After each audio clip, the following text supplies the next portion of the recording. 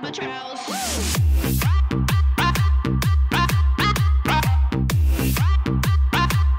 an albatross.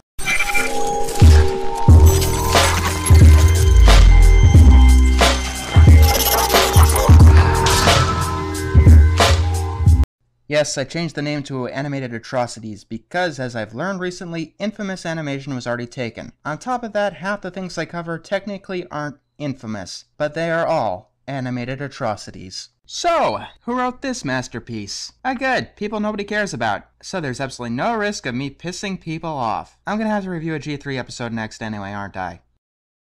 Yeah, whatever. Let's tackle this one first. Yes, Powerpuff Girls is a good show. In fact, I don't think I'd ever be reviewing a Powerpuff episode. That is until I found a worst episode meme on DeviantArt. Top worst TV show episodes. And there's a link in the description in case you want to do your own. One episode frequently on these lists was the episode Town and Out. And yeah, it's pretty bad. Let's see how long it takes before we hit a problem. It starts with the Powerpuff Girls moving out of Townsville. Stop. 0 seconds, guys. I can't go 0 seconds without running into our first problem. In a previous episode, the Powerpuff Girls were shot 50 years into the future, where they learned what would happen if they ever left Townsville.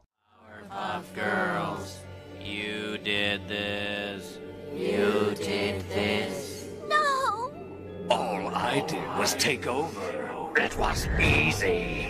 With that knowledge, they vowed to never leave. This happened 2 episodes ago. So why are they leaving? Because the professor got a job in the town of Citiesville. Stop! The rest of the series show that the professor was pretty much self-employed, so it makes very little sense for him to get a job and move somewhere else. Yeah, he took a job offer for the top research lab in the world, but he seemed pretty well off in other episodes. So this whole concept is bullshit, but that's not why people hate this episode. From extensive research, I've learned that the purpose of this episode was to show what superheroes would be like in a realistic scenario, which seems beyond the scope of a show that had one of its main draws be childhood innocence. The Powerpuff Girls and the Professor move into the Shady Inn Motel. Stop! If you're moving, why wouldn't you move into a house or a condo instead of a shitty rundown one-room hotel room? I mean, you should at least have enough money for some semi-decent accommodations.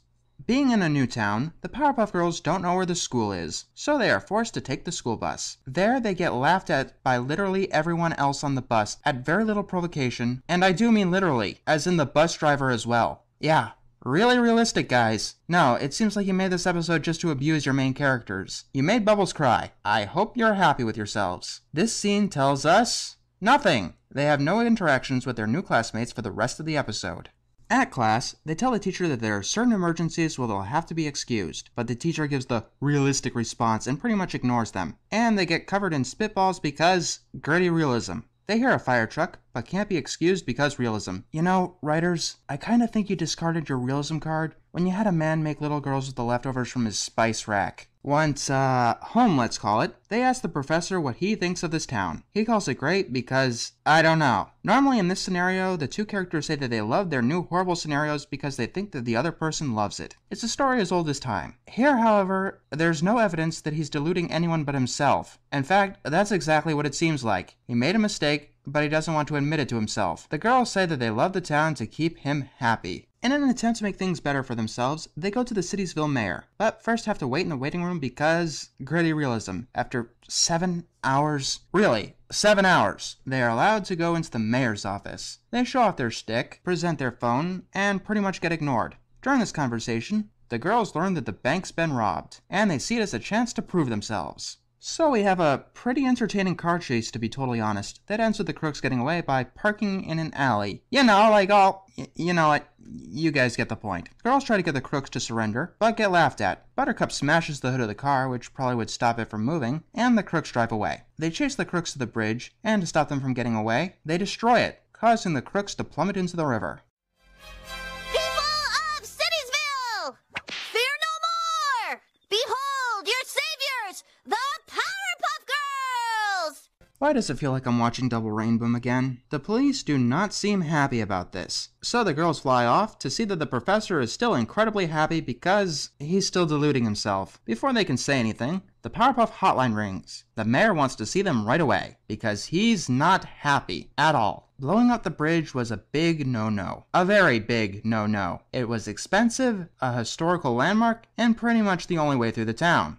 It's not replaceable! So the mayor signs a bill prohibiting superpowers. the word of law travels pretty fast, as the Powerpuff Girls are stopped from flying home, like 5 minutes later. This forces them to walk home. I guess it could be worse.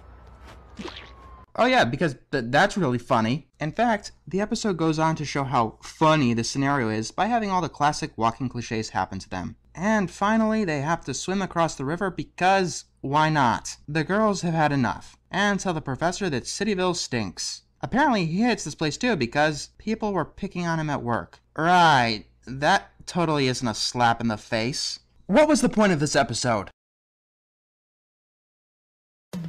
No, it seemed to be to abuse the girls at every single opportunity and went above and beyond realism. I mean, how much of this was really warranted? And who wanted to see any of this? Why do writers keep doing this mean-spirited dreck? Mean-spirited towards characters who don't deserve it is not funny. Hell, half the time it isn't even compelling. It's just frustrating. If you want to do it, you're gonna need some kind of payoff. On to something that I know isn't mean-spirited. Whoop-de-doo-de-doo. Let me guess. Yeah, I thought so. Goodbye.